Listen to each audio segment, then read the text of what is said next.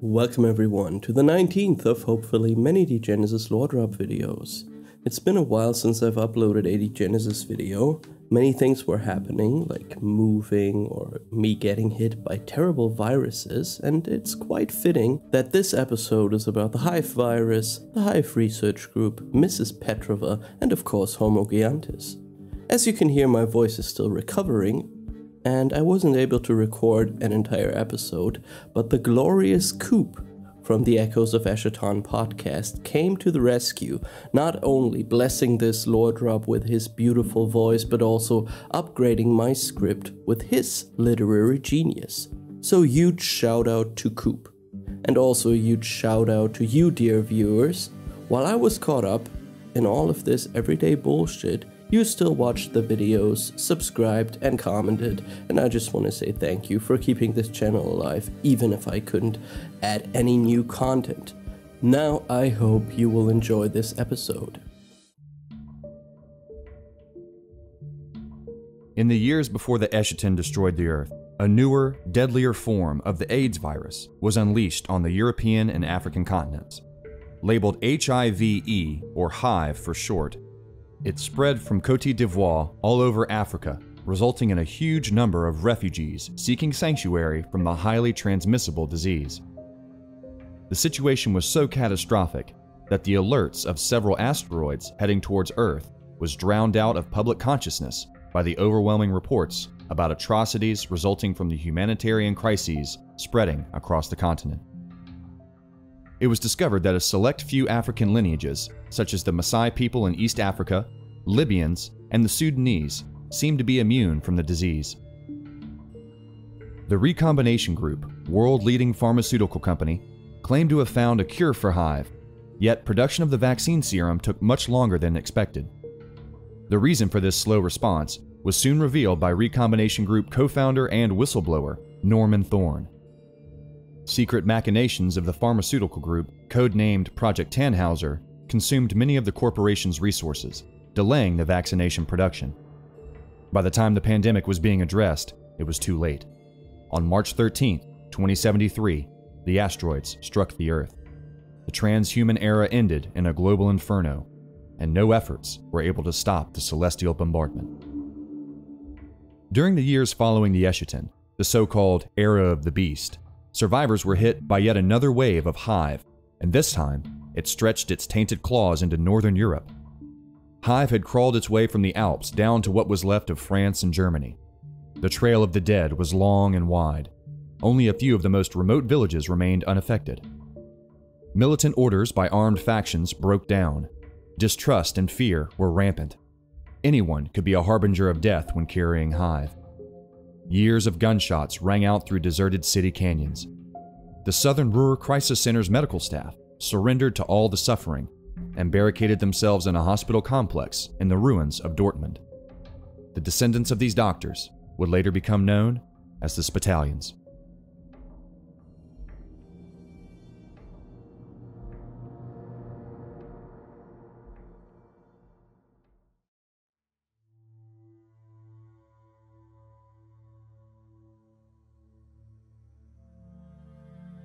Inside the Black Atlantic Adventure Book, a peculiar document can be found. It contains a conversation between Jerome Gatrell, Recombination Group leader, founder, and father of Project Tannhauser and Free Spirit, as well as Admiral Barstow, the man who would later become the Free Spirit sleeper, Helios. In this conversation, Gatrell spills secret information about the Hive outbreak and reveals that it was the other RG co-founder, Norman Thorne, who had the idea for creating the virus.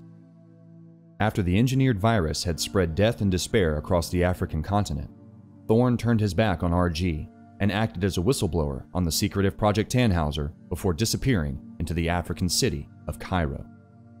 We don't know if Norman Thorne was motivated by regret for his former actions, but we do know that he played a significant role in creating the Hive pandemic that not only distracted global attention away from the asteroids, but also decimated the population of Africa and Europe significantly, eradicating societal structure and knowledge.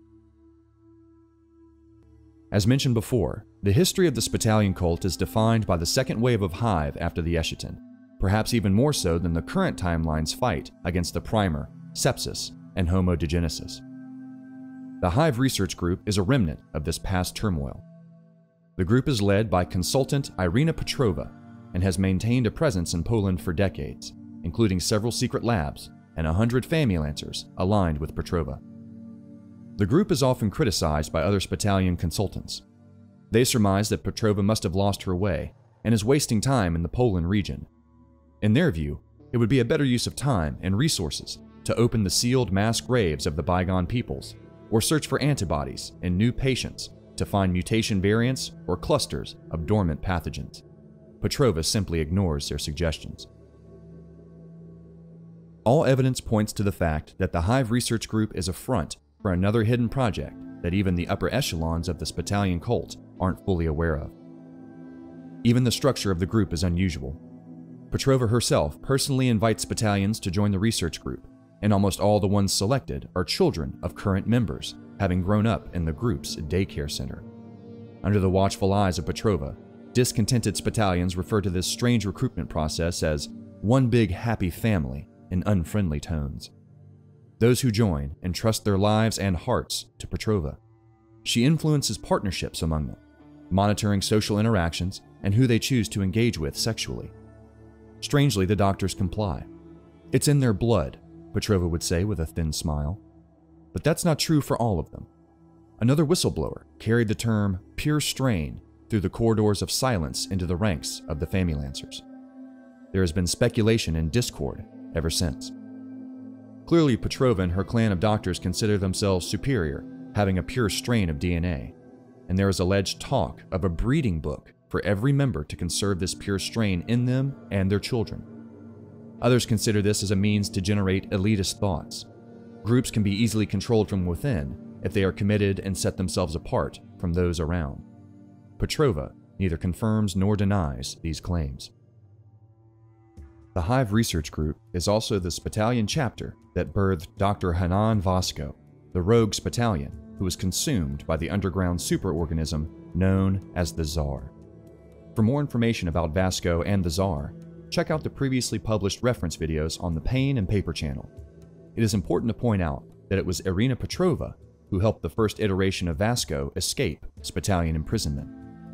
Petrova is also one of the few Spitalians who believe the Tsar and the Crystal Forests might prove useful in the fight against the Primer. In conclusion, we know for sure that the Hive research group is some kind of eugenics program led by Petrova and her cronies, a program that involves arranged relationships between its members. The purpose of this program is likely for the preservation of the pure strain DNA sequence found in many individuals within the group. Petrova's endgame is not entirely clear, yet it is stated that she is following a plan that is centuries old, and the preservation of these untainted genes seems crucial for the plan to succeed.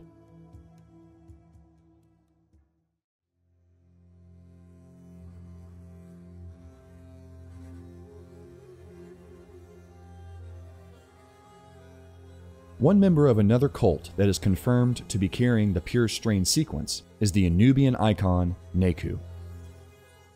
Neku comes from a Spitalian family steeped in tradition. His parents and grandparents were all devoted doctors and members of the Hive research group in the Spital. Important figures have told Neku that his genes were special, including consultant Petrova and Jamali, another Anubian who ritualistically scratched his skin with the Anubis finger. This ritual confirmed Neku's Anubian destiny. Like many other members of the Anubian cult, Neku went through thousands of catalyses and bodily transformations. His body has now become what the Anubians call a pure vessel of Ka. What this transformation entails might be covered in an upcoming video about the Anubian cult, but the information about Neku does point to the fact that the Anubians seem to have a special connection to this mysterious pure strain DNA sequence. The same sequence prevalent in the Hive research group. Moreover, they have means of identifying pure strain individuals with the tool of the ritualistic Anubis finger. Although the extent of their cult's involvement in the metaplot is steeped in mystery, we know the Anubian cult has a special connection to the Earth chakras and even Homo Geantis, owing to their clandestine agenda. In the case of the Black Atlantic adventure, player characters encounter the Anubian Mbali, who tells them significant details about the chakras, which bear significant consequences for the Degenesis metaplot. The blooming of the 6th chakra, deep within the Atlantic Ocean, jumpstarts part of the Black Atlantic adventure, marking an important milestone. The Anubians' belief that the 7th chakra will only bloom once the other 6 already have. While the 5 chakras connected to the craters of Poland, Purgare, Franca, Balkan, and Hyperspania have been in bloom for centuries since the Eschaton, the 6th is only now coming to life. And for the Anubian cult, this expected event of the blooming chakras holds deep significance. There is one main icon of the metaplot who purports to know the reason why: the legendary Spitalian provost, Kranzler. Kranzler is convinced that the hour of Homo Geantis, the perfect evolution of Homo Degenesis, is close at hand. The provost belongs to a well-informed circle that is preparing for this doomsday scenario, and their prediction is that this new birth will happen in Africa's Cairo region. According to Kranzler, the Anubians have been preparing for this event for centuries and are eagerly looking for a host body to carry the pure strain of Homo Geantis, since it is the perfect genome for the catalysis. Kranzler thinks this fate can only be avoided by force. The Spitalians must seize Cairo and extinguish the Anubians before the metamorphosis ritual is complete. He uses all the resources at his disposal to plan this last campaign. The awakening of the Leviathanics urges him to act. Kranzler has been patiently staging a large-scale invasion to pierce the African continent from a bridgehead established in Cabus with the help of the Neo-Libyan ambassador Wiliki, who is stationed in Justitian. Step by step, Kranzler moves his units around the chessboard, pulling Preservist corps away from their regular assignments and giving them spy missions along the North African coastline. The recent upheavals in Toulon and the bitter altercations that rage across Hyperspania blur Tripol's vision along the coast, allowing Kranzler's forces to slip past the watchful eyes of the sheiks and establish bases in the hinterlands. While the African lion is occupied with ferociously protecting newly acquired territory in Europe, the Preservists push inward to reach the Anubian holy site of Cairo, hidden in the thick Psychovore jungles. There is, in fact, a short story about a group of Spitalians entering the Psychovore jungles in a Neo-Libyan surge tank dubbed Ndulu. The story is titled Crown and is considered an essential read. The story is mysterious and somewhat confusing, since it seems to combine a mixture of hallucinations and telepathic communications with a brutal and chaotic battle scene in the narrative. If you want to read it, you can find it on pages 330 and 331 in the Primal Punk sourcebook.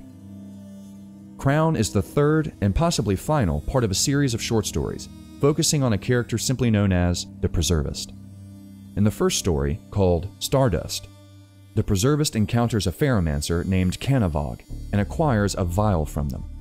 Inside the vial, black vortices rise up and push against the glass, indicating a pure primer matter that arrived on the Eschaton's asteroids. The second story, Wave Rider, shows the Preservist making his way to Africa, apparently after being captured by apocalyptics close to the island of Corpse in the Mediterranean. The story Crown picks up with the Preservist 20 days after leaving Cabus in Africa to enter the Psychovore belt. The surge tank Ndulu is attacked by the Psychovore plants, and the Spitalian squad has to engage the plants in combat. During the fight, there are what seem to be telepathic messages emanating through the Psychovore into the mind of the Preservist with a simple message: discordance. No. It seems like the Preservist's only option for survival is to open the vial containing the pure primer matter, but it's not clear in the text if he does so or not. From here, it is hard to determine hallucinations from reality. It was indicated that the Preservist was supposed to conduct an experiment by exposing the Psychovores to the pure primer matter. After maybe opening the vial, the Psychovores would dry out, wither, and disappear. But it is not quite clear whether this was caused by the pure primer matter or by the recent arrival of an Anubian delegation waiting outside the surge tank. The Preservist meets with these Anubians, who are all donned in jackal masks and are of a high rank within the cult, judging by the lack of chakra circles on their bellies. The Anubians then seemingly convince the Preservist to hand over the vial, cryptically replying with the word crown while pointing to a spot above the Preservist's forehead. The Anubians then leave as the Preservist curses them. The stories about the Preservist and all their implications could easily fill their own video, but let's not get distracted. Maybe some of the questions brought up by this rather confusing story will be answered in a future video. So if you like the Degenesis lore drops that you're currently hearing, be sure to subscribe to the Pain&Paper channel on YouTube. And also give this video a like to let Pain&Paper know they're on the right track. We also know that Kranzler has been reaching out to the Helvetics to form an alliance in the fight against these envisioned threats. He established a contact with subaltern Block of the Helvetics. Block, in return, tried to contact Helvetic headquarters, yet his message was intercepted by the chronicler agent Echo, a thrall of Provost Kranzler's enemy, Spitalion Oswald Kresler. Oswald had condemned Kranzler's transgressions with severe scrutiny, and now works towards Kranzler's removal from office. In the Justitian sourcebooks, we find a peculiar message, apparently written by Kranzler to the Helvetic headquarters. This message, like subaltern Block's, was also intercepted and redirected to Chrysler. To the valiant corps command of Helvetica, Petrova is no adequate leader. She is an idiot. She deserves nothing but a bullet between the eyes for selling out all of humanity. The entire Hive research group, located in Danzig, is interspersed with carriers of the pure strain. It would only take a single skilled Anubian to infiltrate their ranks and turn them all into a horde of jackal worshippers, and therefore potential Homo Geantis. Where have the consultants been in recent years? Is anyone even still paying attention?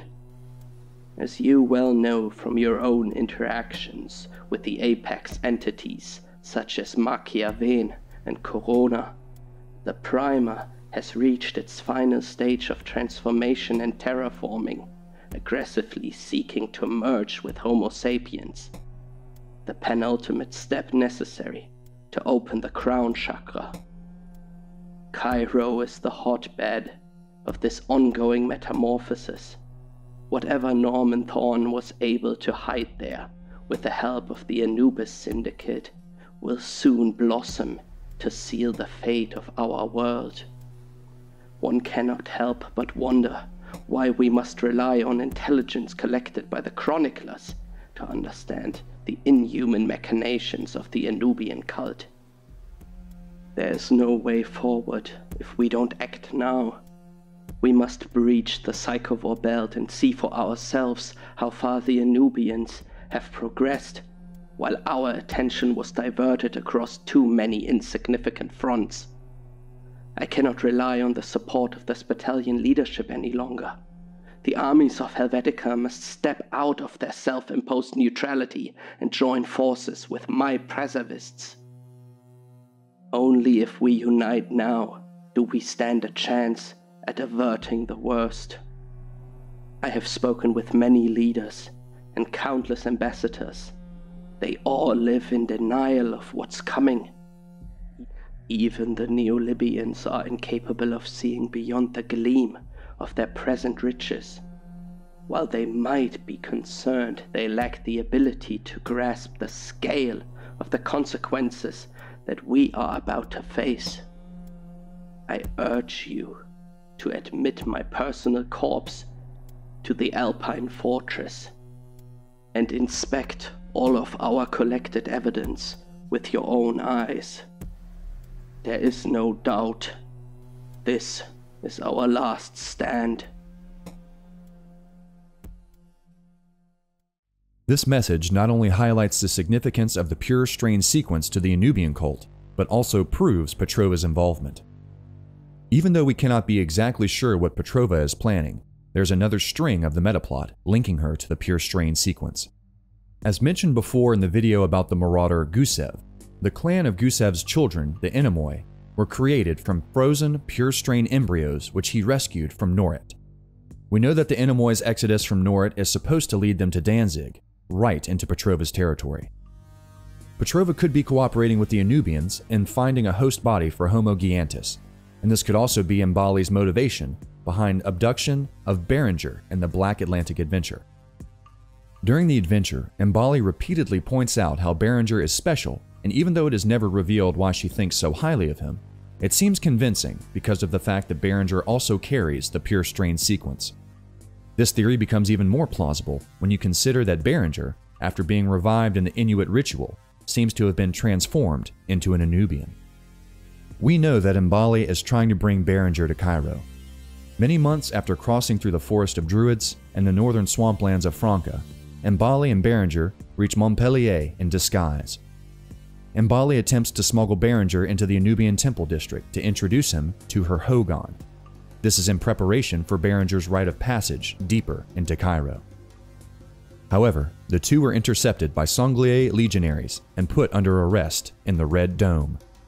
Adele, the ventricle, is convinced that Berenger carries the royal blood in his veins that she and her clan have been searching for through the ages. There are other snippets of information found in the Degenesis sourcebooks that are connected to the Homo Geantis complex. Two other important characters also get involved in Kranzler's scheme, Phoenix and Verena, NPCs introduced from the In Thy Blood adventure. These two are still carrying the seed taken from a fractal forest, mentioned in the video about the underground organism, the Tsar. In the city of Cabus, a Commando Prime and Kranzler's top dog at the helm of the African Corps, Santomo the Maasai, catches news about the strange duo arriving on the next slave ship.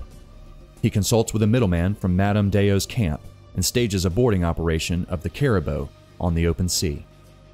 The African Corps allies with local leopards and apocalyptics to attack the freighter as it crosses the Strait of Cabus, and to free Phoenix and Verena before they fall into the clutches of the Magnate of Biskra. And last but not least is the ominous entry in the final pages of the Righteous Fist sourcebook that says, "Deep within Cairo's entrails, something stirs, something human, ancient. It is fear, screaming, rebirth."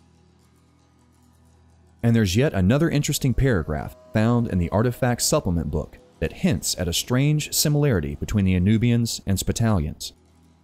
Banking on the goodwill garnered by their peaceful acceptance of the Spitalian delegation in Cabus, which most likely belongs to Kranzler, the Anubians requested that they be allowed to do the same. A single soul seer would be sent to cooperate with the doctors in the Spital in Borca.